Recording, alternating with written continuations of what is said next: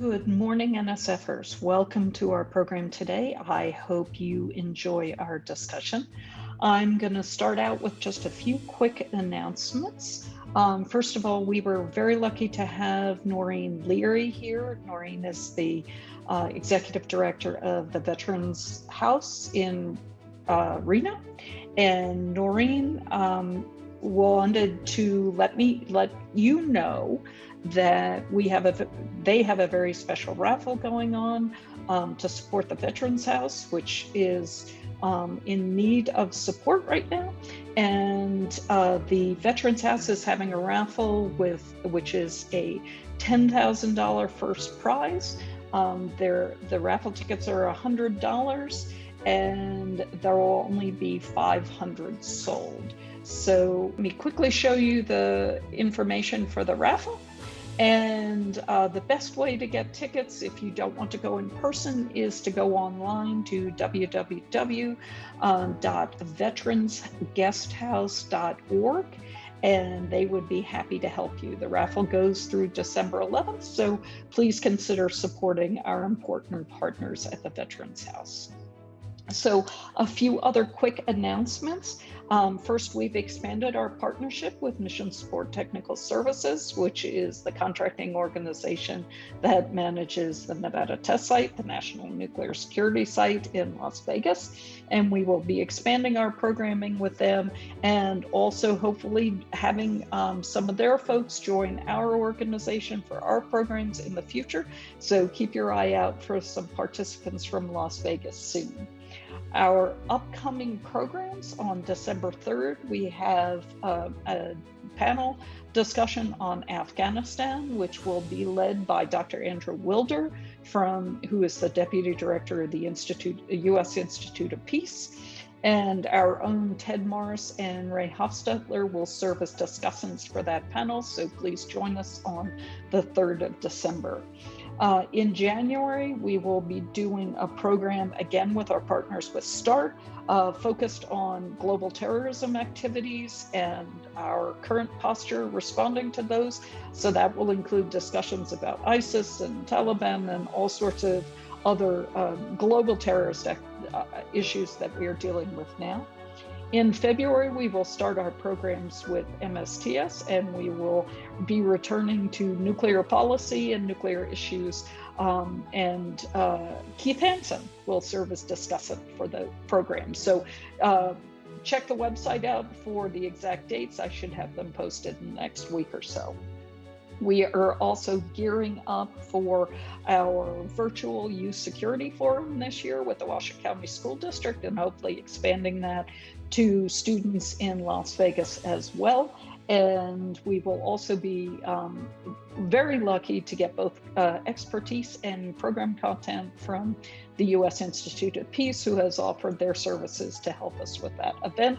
So please watch our website as well. I'll be looking for volunteers and participants in that.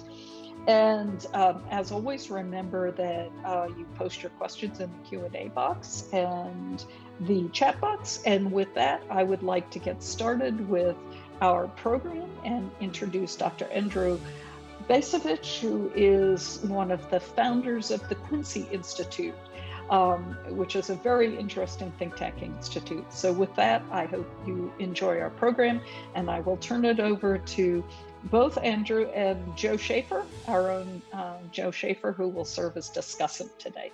Thank you very much for your time, and please stay safe this Thanksgiving season. Take care. Foreign policy, that's our topic for today. I think in that respect, Trump's presidency has been kind of a wrecking ball presidency. And in that regard, the immediate question is, how much damage has this wrecking ball inflicted? And my view would be that the damage, which is real, is not structural, that it's superficial, and therefore, to a very large extent, is repairable. What am I referring to here? Well, I'm referring to things like U.S. relations with NATO, U.S. participation in climate change agreements such as the Paris Accords, US participation in international organizations like the World Health Organization. Those, I think, President Biden will certainly try to fix and probably will be able to fix. Now, there's other damage that Trump has inflicted that may be more difficult to repair. And here, a good example, I think, would be the Iran nuclear deal. If I'm not mistaken, Biden has indicated that he is receptive to the idea of the United States once again abiding by the Iran nuclear deal. But one has to wonder whether or not, or I mean, put it this way, one has to wonder what price Iran will try to charge to make that happen. I think that very much remains to be seen. But key point, damage, yes. Structural damage, no. Mostly repairable. And that's what Joe Biden is going to attempt to do. That is to say, he is going to attempt to restore the basic premises of American foreign policy. Premises that, in my reading, and this really goes back to my long ago training as a diplomatic historian, premises that in my reading originate during that crucial moment between the end of World War II and the beginning of the Cold War. Premises as then subsequently modified by the conclusions that policymakers drew about the significance of the end of the Cold War and as they played out in the post-Cold War period. What are those premises? That is to say, what is it that really defines the essence of America's role in the world? Well, I would argue that we have tended, particularly in the past couple of decades, to define American global leadership in military terms, so that the key elements of our posture tend to be the following. First of all, an insistence that it's absolutely imperative for the United States to maintain the highest levels of military spending in all the world, with nobody even coming close. Simultaneously, an insistence on maintaining a very expansive global military presence. I think that, the number that's typically cited is 800 bases abroad. And it's true. Some of those bases probably are about 1.5 acres, and others are immense and complicated and sophisticated. But nonetheless, it is a global military presence unmatched by any other power. And the third element, I think, of our approach to leadership is an inclination to put American military power to work. When I was a young man, back in my Army days, and certainly during the Cold War, we fought wars. We fought hot wars in Korea, in Vietnam. But nonetheless, the object of the exercise in the 1970s and the 1980s, the object of the exercise was to maintain power in order to prevent war, to contain the Soviet Union, to contain communism, to keep the peace. In my own writing, I have been struck by the extent to which the end of the Cold War, which coincided with a widespread belief in Washington that the United States had achieved something approximating military supremacy, not strength, not superiority, supremacy, that the end of the Cold War triggered an enormous bout of military activism that was then, of course, reinforced by the events of 9/11 and leading us where? Leading us to the introduction of terms like endless war, forever wars, as part of sort of the common language of discussing American foreign policy. Now, Trump, as a candidate back in 2016, of course, denounced endless wars, denounced specifically the wars in Iraq and Afghanistan, promised at the time that he would devise an alternative, and he never did so. He never was able to translate the phrase "America first," which he probably didn't even understand, at least didn't understand its historical origins. But that was the phrase he used to advertise how my foreign policy is going to be different. But he never was able to translate America First into anything like a comprehensive array of policies. America First ended up being, in my estimation, for the most part, simply posturing with remarkably little content. So the good news, I think, is this. The good news is that the Biden administration will bring us back to normalcy. And that's the bad news. The bad news is the Biden administration is going to bring us back to normalcy. What do I mean by that? Well, normalcy seems to assume that we still live in the world that existed when I was born. I was born in 1947. So right at this moment, as the country is leaving World War II, moment of great triumph, as we're embarking upon the Cold War, which is going to be a period of protracted emergency and challenge. I think Biden and the people around Biden think that that's the world we still live in, the world of 1947. And that's simply not the case. We don't live in the world of 1947. We don't live in the world of 1989, when the passing of the Cold War ostensibly transformed the global order from bipolar to unipolar, left the United States in a position where it would lay claim to being the indispensable nation. That remarkable phrase coined by Madeleine Albright. I think we live in a radically different world. And quite frankly, the events of this horrible year that we are experiencing highlight the extent of those differences. We now face new threats. The coronavirus pandemic is an example of those threats. The fires, the hurricanes, the storms, the droughts are examples of new threats. I mean, if you believe in climate change, which I happen to, these pose dangers to your well-being and my well-being. Maybe even more importantly, dangers to the well-being of our grandchildren. That are far more important than anything that's going on in Afghanistan or Iraq or most other parts of the world. So this is a new world with new threats, new challenges. It's not a bipolar world. It's not a unipolar world. It's a multipolar world.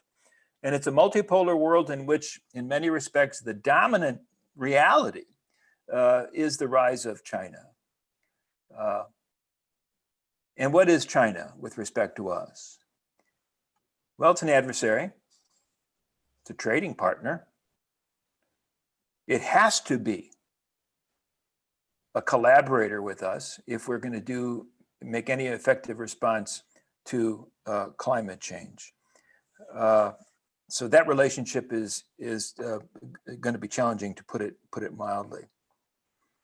And we are also a country, and this is, I think, maybe the most important thing I think that Biden was able to highlight in the course of his candidacy is the extent to which we are a deeply divided country with enormous challenges at home. You know, Biden talked about saving the soul of America, which in a way sounds like a cornball phrase, but I think in fact actually is an urgent priority. I don't think he knows how to save the soul of America, but I like the idea. So to my mind, you know, if he takes seriously these new threats, if he takes seriously the challenges of dealing with China, if he takes seriously the domestic disarray that we see before us, it seems to me that back to normal is not going to cut it.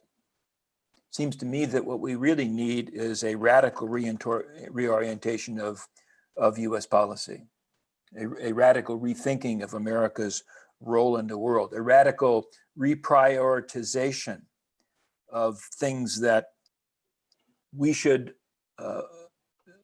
address, spend money on, devote power to.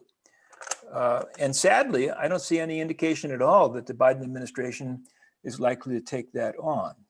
I got no inside information to share here, but Biden is a very conventional figure. He's a centrist. He's not particularly imaginative. He's old. And if the scuttlebutt is right, and maybe it's not right, but if the scuttlebutt is right, he's going to surround himself with a bunch of other very conventional figures. You know, people who served at one level under Clinton and then a slightly higher level under Obama, and now they're going to be at a higher level under Biden. Blinken, Michelle Flournoy, Samantha Power, Susan Rice. I'm not trying to, these are all patriotic people and they're smart people and they're seasoned people. I just don't think it's very likely that any of them are going to help this president come to see that a radical reformulation of US policy is in order. So God knows I'm glad Trump lost. God knows I wish President Biden, when he takes office, I wish him well. I almost feel sorry for the guy because the challenges that he's going to own effective January 20th are simply immense. And people are going to expect results as they always do. Somehow, you know, we fall into this thinking that a president is an emperor, that when we put him in charge and they're going to fix everything. Well, Mitch McConnell knows that Joe Biden is not going to be an emperor. So I think Biden's got a tough row ahead of him. But again, my bottom line is that I think there is a need for a comprehensive reevaluation of US policy, asking first order questions. I don't think it's going to happen. So back to normal, it's going to be better than Trump, but back to normal is not going to respond to what are really the urgent needs of our nation at this particular moment. So I'll go ahead and stop there. Look forward to Joe's response. And then I guess we'll go on to, questions from y'all. Thank you. Excellent. Thank you so much for that insightful talk. Before I turn it over to Joe, though, per your introduction, you mentioned the Quincy Institute. Could you give us just a little bit more ideas of what that is and how it's functioning? I know people will be very interested in that. Quincy, by the way, John Quincy Adams, not a particularly successful president. Won great fame, rightly so, in later life as an opponent of slavery. But from our point of view, deserves to be remembered as perhaps our greatest Secretary of State. I won't give you a big rendition about his term as Secretary of State, but we are fond of a speech he gave, 4th of July, 1820, I think, in which he warned his fellow citizens against going abroad in search of monsters to destroy, his phrase. And what he was saying is that if you do that, you put American democracy at risk. And our sort of point of departure is the Quincy Institute. That's what we've done.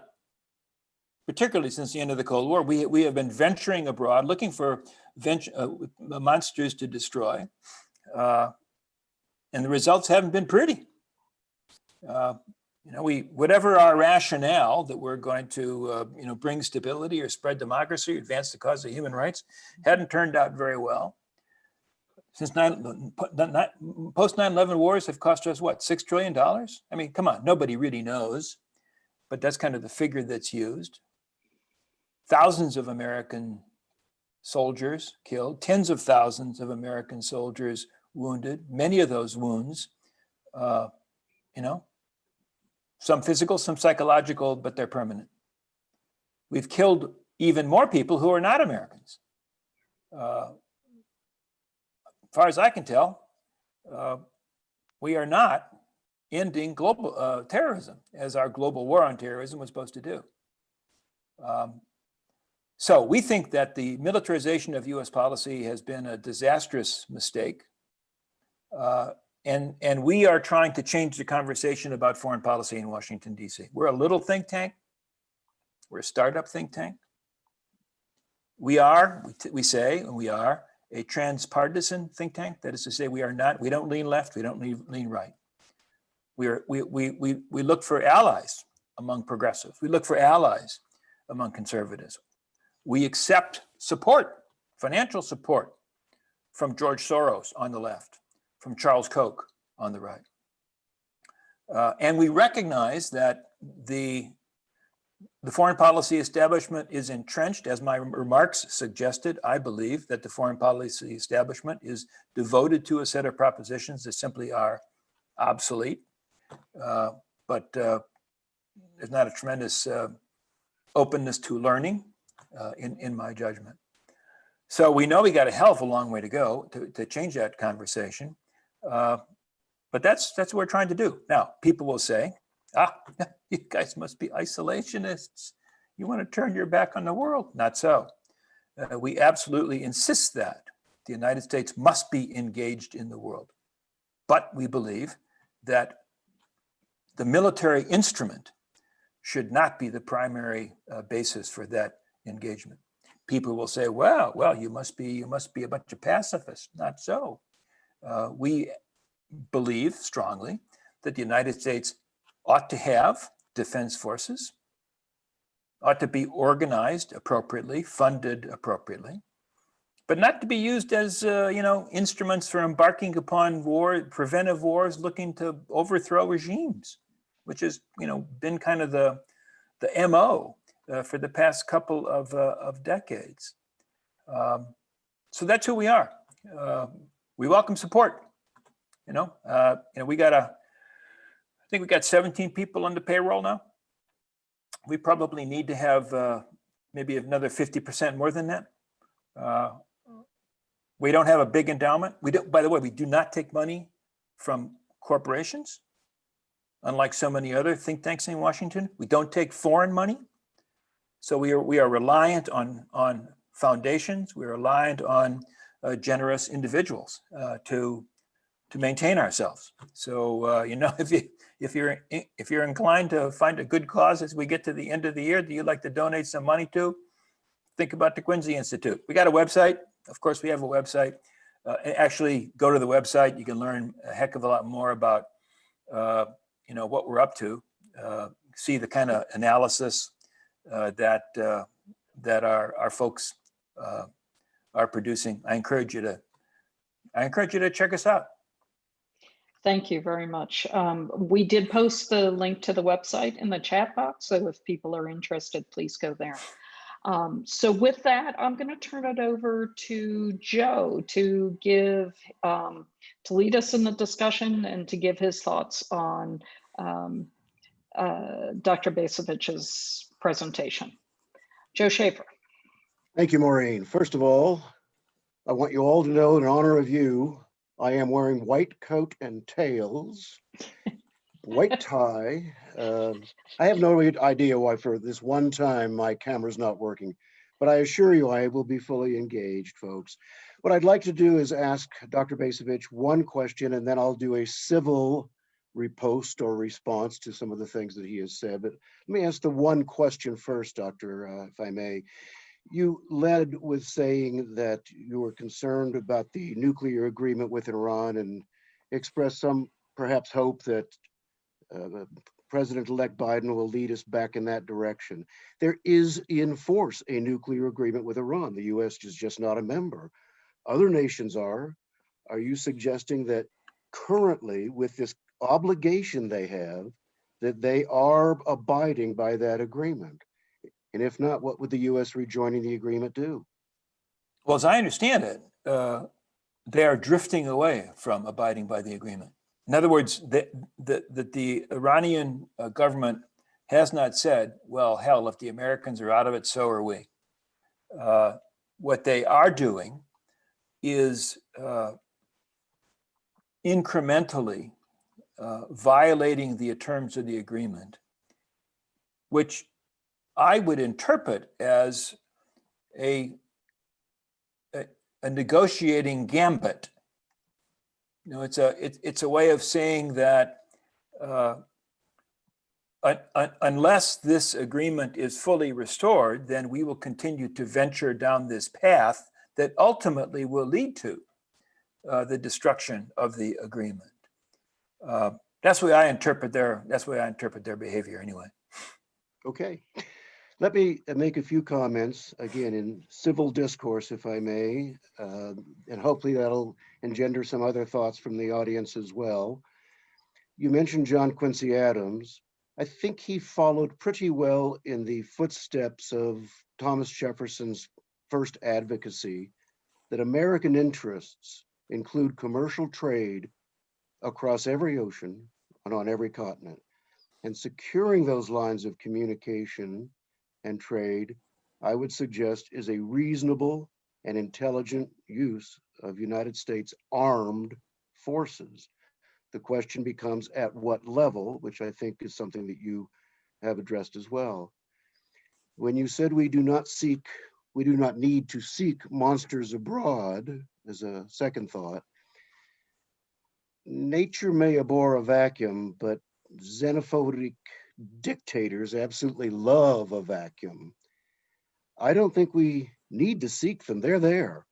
The dying nation of Russia, led by a xenophobic dictator, every time there is no riposte to one of his moves in any exterior direction, probably to defray internal dissent, calling on nationalism, every time he will step out again. We speak of China. We don't need to create a monster in Xi Jinping. China is an expansionist, mercantilist nation. And if not for military force from somewhere, let's say Vietnam, Korea, and Japan, let's even add the Philippines, where the current defense minister is a personal friend of mine, that maybe they could get control of those lines of communication, but without a strong response from some responsible nation or alliance of nations, China will own the ability to control everything from the Straits of Malacca to Vladivostok. And I will agree with something about you've said about the military, and then I'll open it certainly to questions from everyone. I'm sure there are plenty of them. Regarding Afghanistan as an example, was there a United States interest involved? Well, I would suggest at the outset there certainly was, and it wasn't nation building, it was finding Osama bin Laden and finding retribution for the 9/11 attacks. But you don't fight an unconventional war with conventional strategies, tactics, weapons, and conventionally trained forces. But our first foray into Afghanistan, I believe, was our most successful. We used 5th Special Forces operational teams.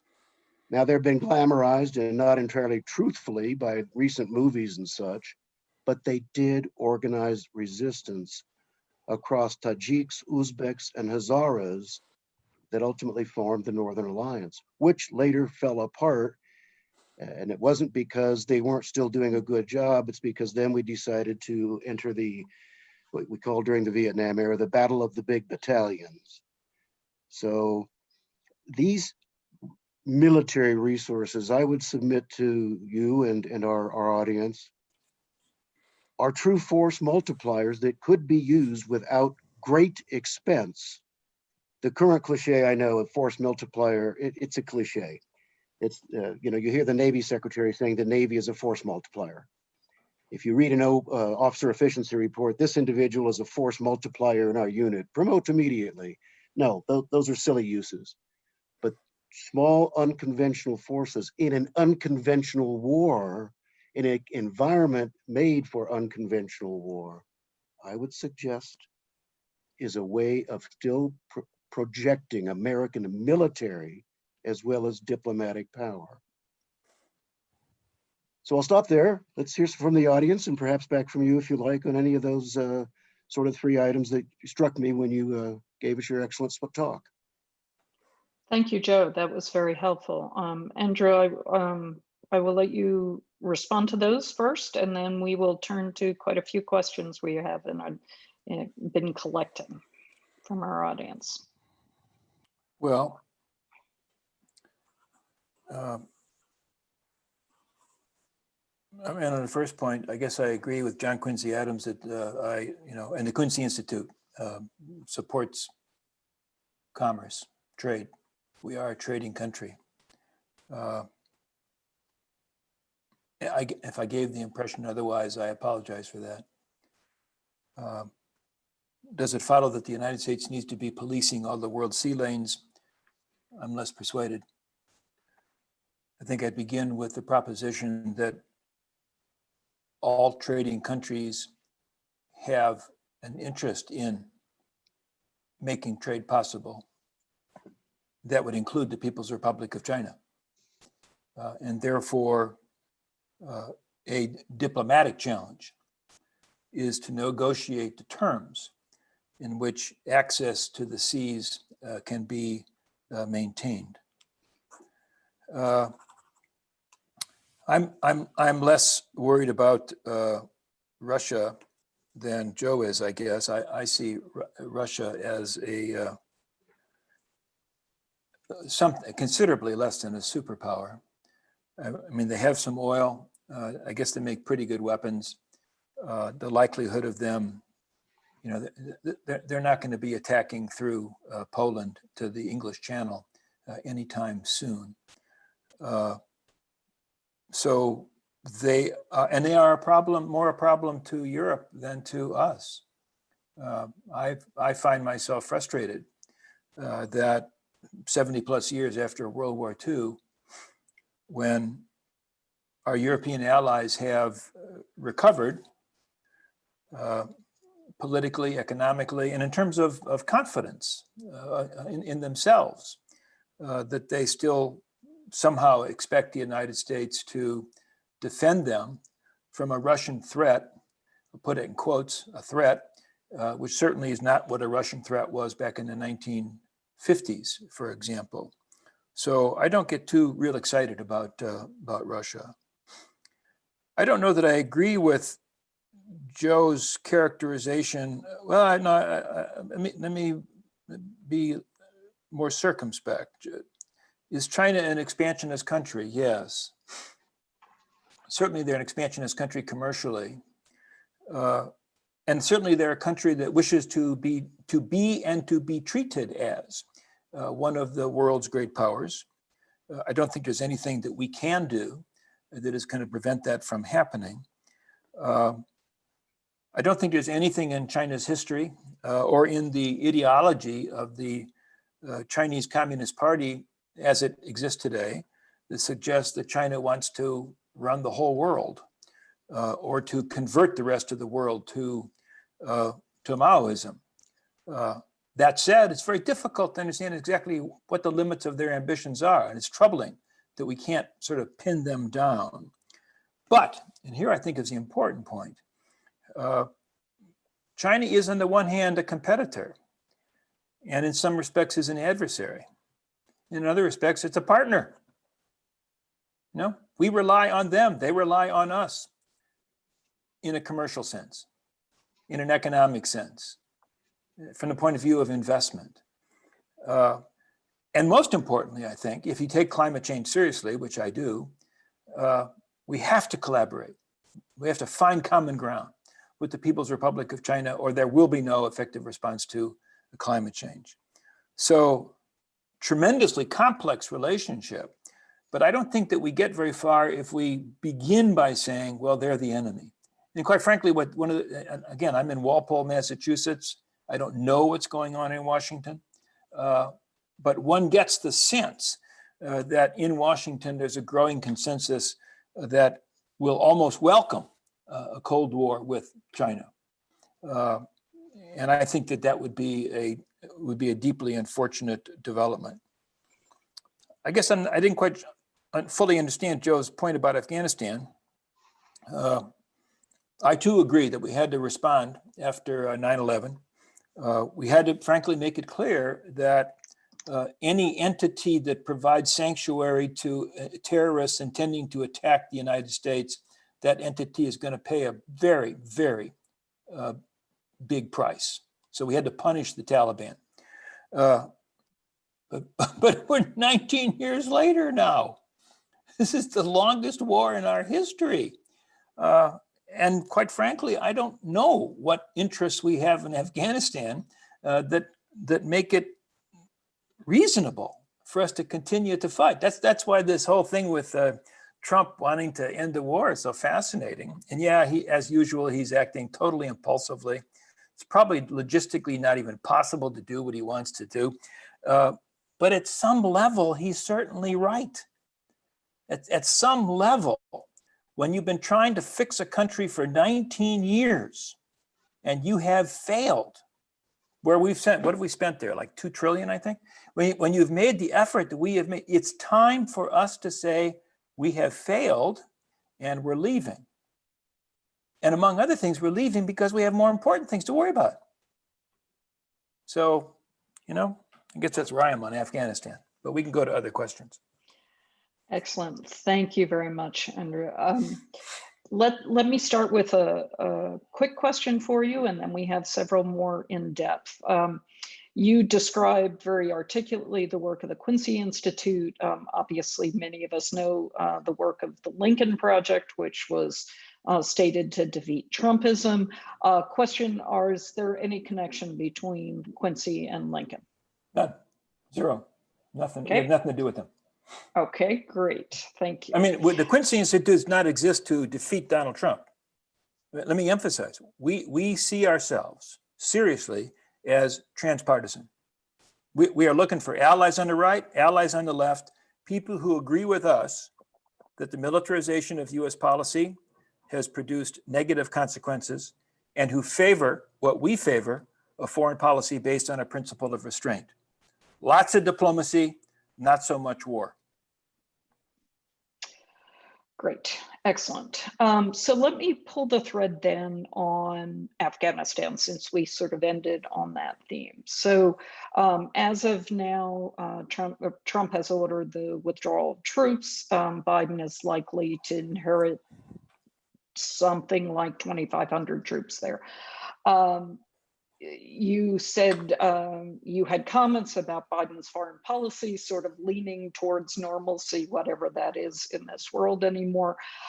Clearly, the notion of preventing the rebuilding of a terrorist base in Afghanistan, from which we resulted in the 9/11 attacks, is something that's of major concern to Americans. So what do we do? Is walking away militarily the right solution when we really don't want to wind up back where we were when Osama bin Laden got a safe haven there? And what would Biden do if you had to whisper? Biden's going to continue the war. Biden's going to say, "I've ended the war." He's going to keep something like 2,500, 3,000 soldiers there on a counterterrorism mission from now until the cows come home. Waiting for the quote unquote responsible moment to withdraw. Well, for 19 years, we have been trying to create an Afghanistan from which we could responsibly withdraw. Today, Taliban controls or contests, I think it's something like 60% of the districts in Afghanistan. Today, Afghanistan, I haven't checked lately, but the annual corruption ratings, they usually rank like 3 from the bottom. Today, Afghanistan continues to be the world's #1 producer of heroin, despite the efforts by the United States and our coalition and partners to try to reduce that.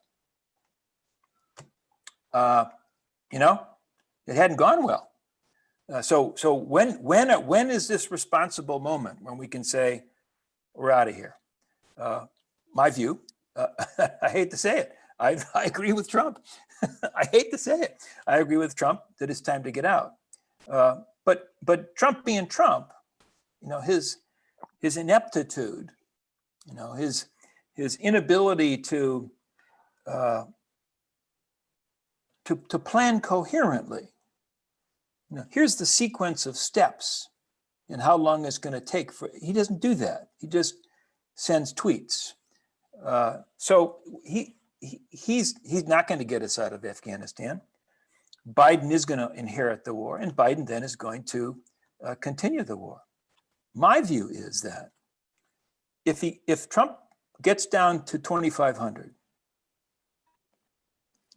and from Trump's point of view, this is pursuant to going down to zero, that if Biden were smart, he would say, aha, this is my opportunity to implement an exit strategy.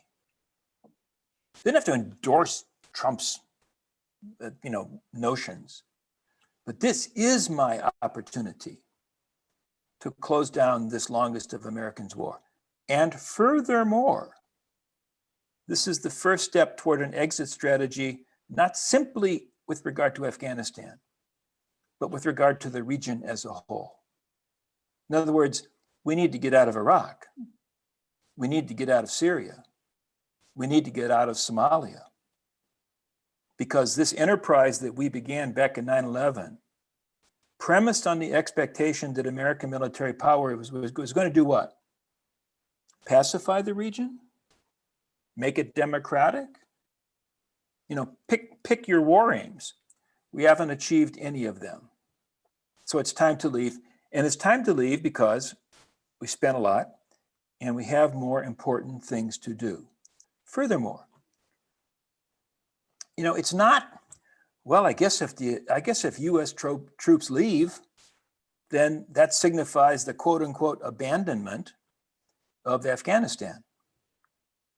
Now, military power is not the only instrument of statecraft. I mean, let's consider the possibility, seems radical, let's consider the possibility that the Afghan people may actually be better equipped and situated to determine their future than we are. Let's consider the possibility, and believe me, I'm no expert on the Taliban, but if I were a Taliban leader, I would say, man, we have paid a heavy price for offering Osama bin Laden hospitality back there in the 1990s. Maybe if we can end this war, maybe we should take a different course. Maybe we should not make Afghanistan a terrorist state. Moreover, Afghanistan has neighbors. Afghanistan has neighbors who actually care more about what goes on in Afghanistan than we do, because we're in North America.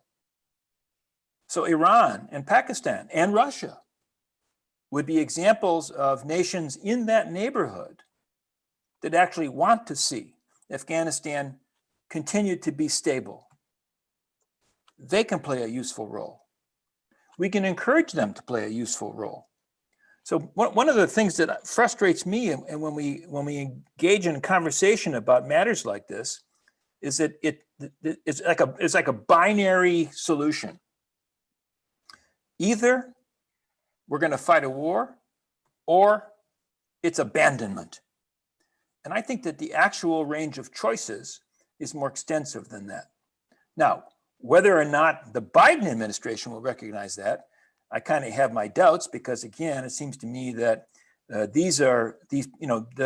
Flournoys and the Blinkens and the Samantha Powers, the Susan Rices are schooled in a set of habits that tend to place enormous emphasis on using military power.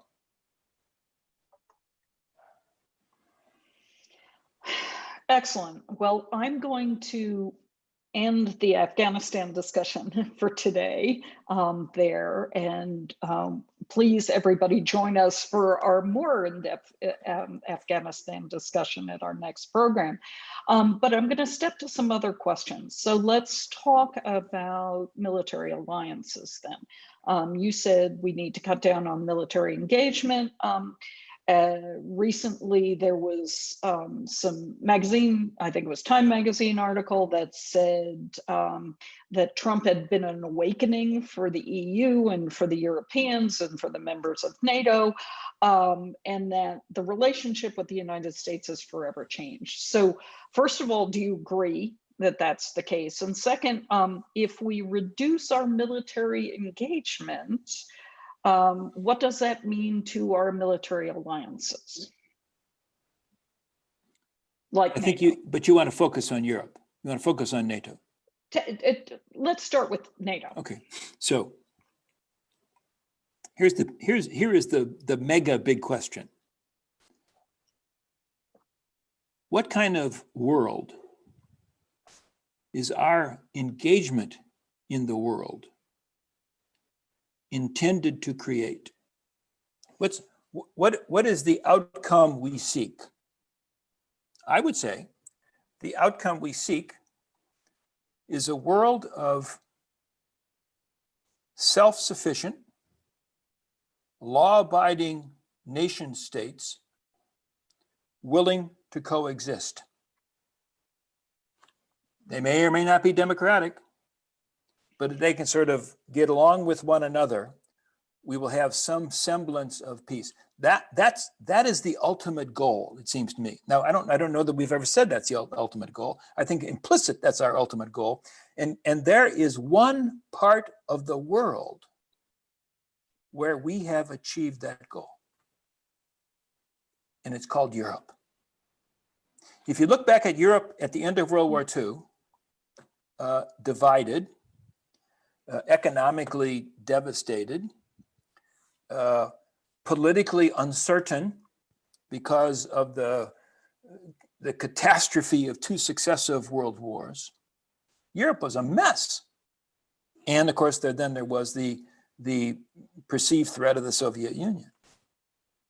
So beginning in 1949 with the creation of NATO, the United States said, we will provide for your security.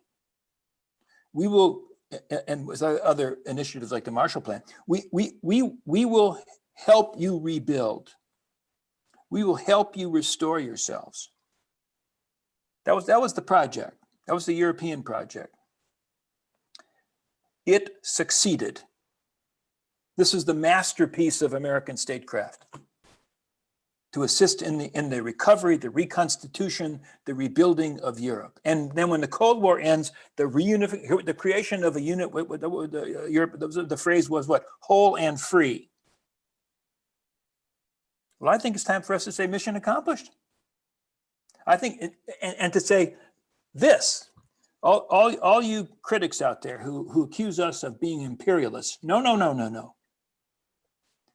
Our purposes, as illustrated in Europe, are to create a community of self-sufficient, law-abiding nations that will live in relative harmony. So it's time to declare mission accomplished, and that means it's time to oblige the Europeans to take responsibility for their own security, and that means it's time to leave Europe. Not, what's today? November 19th. I guess we should leave on November 22nd. No, it means that we should negotiate our departure from NATO and allow the Europeans sufficient time to get their act together. Yeah, I don't remember what the population of the EU. I know that's not the same as NATO, but I mean the population of Europe it's in the 300 millions, 350 millions. Yeah, high level of GDP. They can't afford to defend themselves, and we should oblige them to do so. Not because Trump's idea is, well, you SOBs need to spend more on defense so that because you're screwing us. No, it's because they ought to, they're capable, and we wish to demonstrate that this ultimate grand strategic goal of ours is in fact feasible. Mission accomplished. Time to come home. Now, is a Joe Biden and the people around Joe Biden capable of even thinking through that? No. Joe Biden is the first thing Joe Biden's going to do is go off to, have a big meeting with the German Chancellor and the British Prime Minister and the French President, and they'll all put their arms around each other, and we'll declare our intention to stay member of NATO, forever. That's going back to normal. I think that's unimaginative, to put it mildly. Excellent. So the question was, do you agree that we can never go back? Perhaps you answered the question, we shouldn't ever go back. So thank you for that. Insightful, thought-provoking answer to the issue in Europe. Let's pivot in the end towards the end of our questions to back to issues about China. There is the reality that as much as the United States has claimed or has shifted to an isolationist policy, we really have a debt issue, which is about 41% of our sovereign debt is held by overseas entities, and much of that in China. And that is causing duress in the system. But when we look at China, do you really believe, or do you see a path to rallying, whether it's the G20 or other alliances, to aggressively check that global expansionist, whether it's grabbing up our debt or it's building islands in the South China Sea, or it's flexing its muscles with minority groups? Do you really see a path to getting those situations that we have objected to resolved in a way that doesn't invoke some sort of military might on our part? Well, that's a big question. It's a complex problem, and it's got many different dimensions. I think with regard to the muscle flexing in East Asia, I've never advocated, by the way, pulling US forces out of Asia. I want to pull them out of Europe. I want to pull them out of the Middle East. We need to stay in Japan, in South Korea, because were we to pull out from those places, that would have, I think, a tremendous destabilizing effect. What do we want there? In the near term, what we want is stability. And Chinese behavior in the near term threatens stability. This is a big problem. Michelle Flournoy published an article in Foreign Affairs a month ago or 2 months ago, whatever it is. And it was her big scheme for containing, her phrase, China, which was a massive US military buildup in the Pacific. More forces, more bases. And she made this argument, assuming, I guess, that the Chinese would say, whoa, we're really impressed, we're really intimidated. Seems to me that massive military buildup on the part of the United States is likely to elicit a similar response, and we're off to the races in an arms race and in a Cold War. I would argue that we need to deepen our partnerships with nations in the region that share our concern about Chinese aggressive behavior. And includes traditional allies, certainly, Japan, South Korea, Australia, may well include new allies. I think you mentioned Vietnam a little while ago. It seems to me as a country likely to play a crucial role in trying to limit Chinese ambitions in the region. That nurturing those relationships may well involve some additional U.S. military commitments or collaborative arrangements. But I think it's also likely to involve diplomatic efforts to come to, we and the Vietnamese, to focus on that case, we and the Vietnamese need to have a common understanding of the China problem, so that we and the Vietnamese then can be effective partners in trying to check whatever China's ambitions are. So I'm not trying to minimize the significance of this. And again, from my point of view, we have to do that while we're simultaneously trying to find ways to collaborate with China on matters where we have a common interest. Apart from climate change, China is the challenge of the 21st century, and it ain't going to go away. Mm-hmm. But I push back strongly against the inclination, which I do think is in existence now, to say, well, it's just like the Soviets back in 1947, 1948. We know what to do.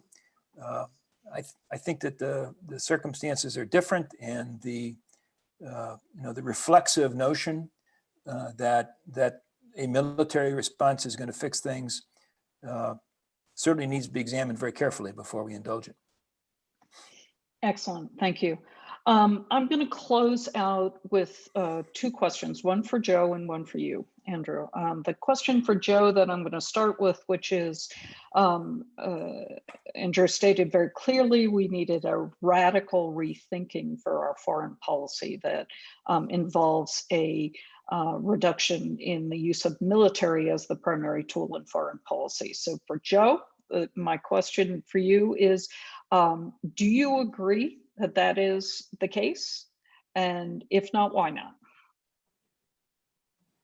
I agree that there is massive use of too many dollars down too many rat holes.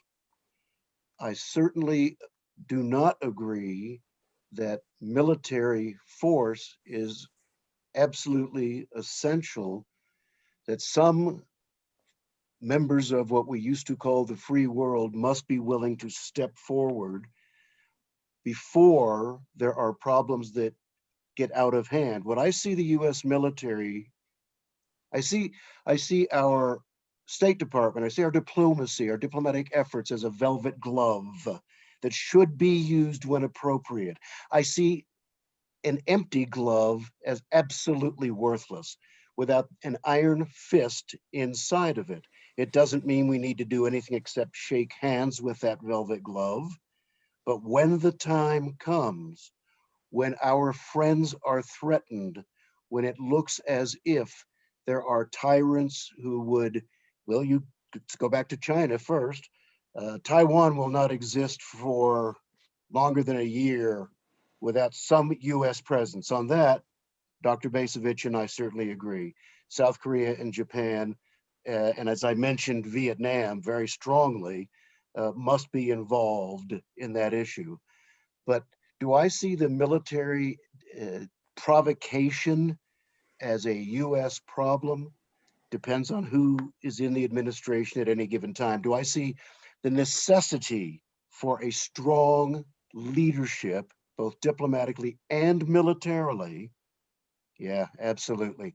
I don't see anyone stepping forward. I share Dr. Bacevich's sentiment of a world community of sort of self-sufficient, stable nations behaving in a civil manner.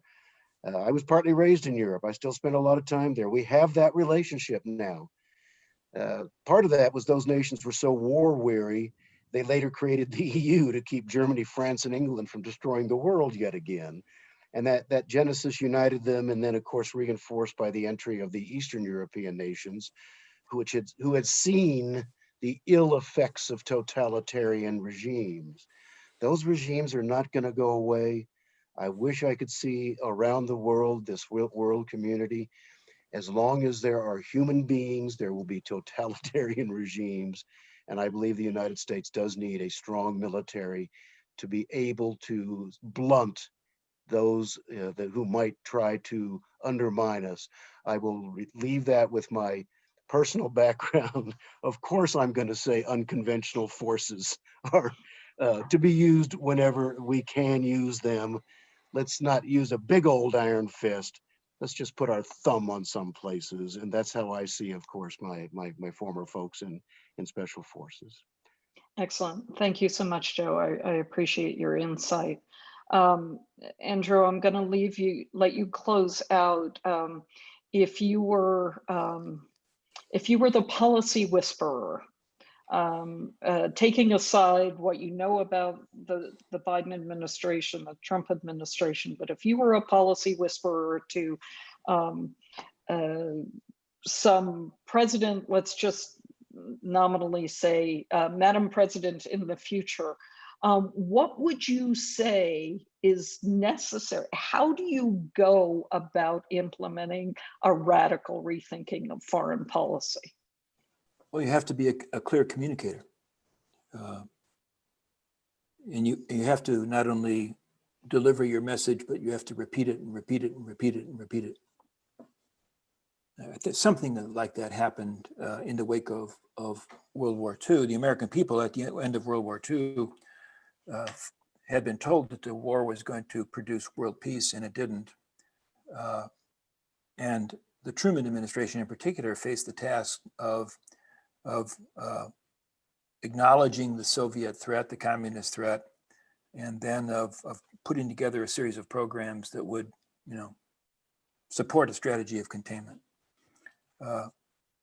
And if you go back and look at the speeches that, for example, Truman made in announcing the Truman Doctrine, if you look at George Marshall's speech announcing the Marshall Plan, his Harvard graduation speech, they're crystal clear, crystal clear.